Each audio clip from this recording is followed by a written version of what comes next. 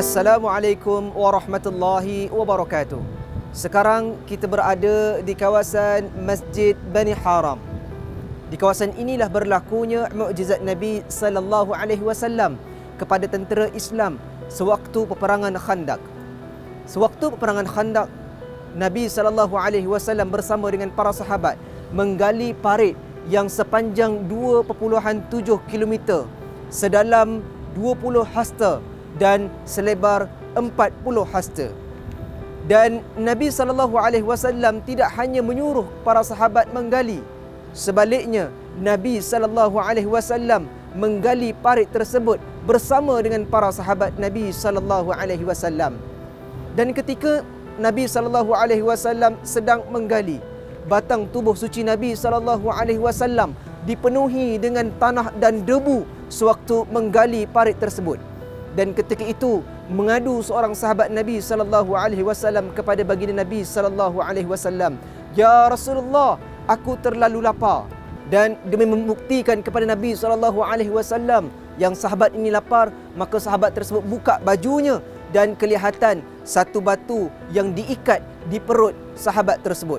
Maka melihat gelagat tersebut, Nabi SAW membuka baju Nabi SAW, dan ketika itu di badan Nabi SAW bukan sahaja ada satu batu, tetapi ada dua batu yang diikat di perut Nabi SAW menahan kelaparan saat menggali parit, iaitulah di dalam peperangan Al-Khandaq. Peristiwa tersebut disaksikan oleh sahabat Nabi SAW, iaitu Jabir bin Abdullah bin Haram. Dan Jabir berasa kasihan melihat Nabi SAW dan meminta izin kepada baginda Nabi SAW untuk pulang ke rumah. Maka Nabi SAW mengizinkan Jabir untuk pulang ke rumah di kawasan ini. Maka Jabir bertanya kepada isterinya, "Wahai Suhailah, cuba engkau tengok dekat dapur, ada tak makanan untuk kita jamu Nabi SAW yang mulia?" Hanya ada segantang gandum dan seekor anak kambing yang kecil yang boleh dimakan oleh seorang ataupun dua orang. Maka gembiralah Jabir bila mana mendapat tahu maklumat yang disampaikan oleh isterinya, iaitu Suhailah. Maka Jabir bergerak semula ke kawasan Masjid Al-Fath, bertemu dengan Nabi SAW dan menjemput kekasihnya Nabi SAW untuk menjamu sedikit makanan di kawasan Bani Haram. Maka Nabi SAW meraihkan jemputan Jabir tersebut dan Nabi SAW maklumkan, "Baiklah Jabir, pulang semula ke rumah dan tunggu aku datang untuk aku yang persiapkan makanan tersebut." Maka pulanglah Jabir ke rumahnya, dan sewaktu perjalanan pulang, Jabir terdengar Nabi SAW menjawab kepada 1000 tentera umat Islam ketika itu di Masjid Al-Fath. Kata Nabi SAW, "Marilah kita makan di kawasan Bani Haram, kerana sahabat kita iaitulah Jabir mengajak untuk kita makan bersama." Jabir dah berasa takut sebab makanan hanya sedikit, tetapi Nabi SAW mengajak 1000 tentera umat Islam ketika itu untuk hadir makan di kawasan Bani Haram.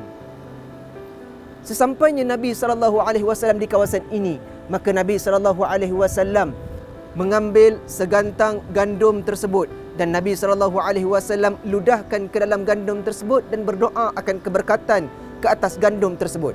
Maka Nabi SAW mengarahkan Suhailah untuk memanggil semua kaum wanita di kawasan Bani Haram untuk membantu menggaulkan gandum yang telah diludah dan didoakan keberkatan oleh Nabi SAW.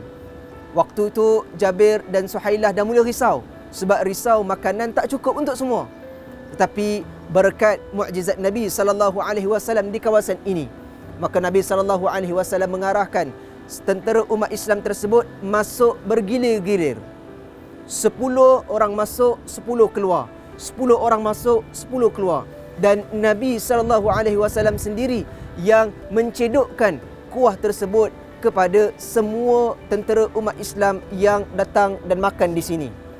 Dikatakan dalam hadis Nabi SAW, tidak ada seorang pun yang keluar daripada rumah Jabir selepas makan berasa lapar. Semuanya kekenyangan pada saat dan ketika itu. Maka pengajaran yang boleh kita ambil daripada mukjizat Nabi sallallahu alaihi wasallam dan sirah ini ialah carilah seberapa banyak keberkatan dalam kehidupan kita sebagai hamba Allah dan umat Nabi sallallahu alaihi wasallam. Yang dikejar adalah keberkatan, bukannya banyak dan bukannya sedikit. Insya-Allah kita akan merasakan keajaiban dan manisnya iman dan takwa beragama dengan agama yang dibawa oleh Nabi sallallahu alaihi wasallam. Buat tuan-puan yang menziarahi Madinah Al-Munawwarah, ambillah kesempatan untuk menziarahi Masjid Bani Haram dan perkampungan Bani Haram untuk menyaksikan sendiri mukjizat Nabi sallallahu alaihi wasallam kepada tentera-tentera umat Islam di dalam peperangan Khandaq. Wallahu taala a'lam.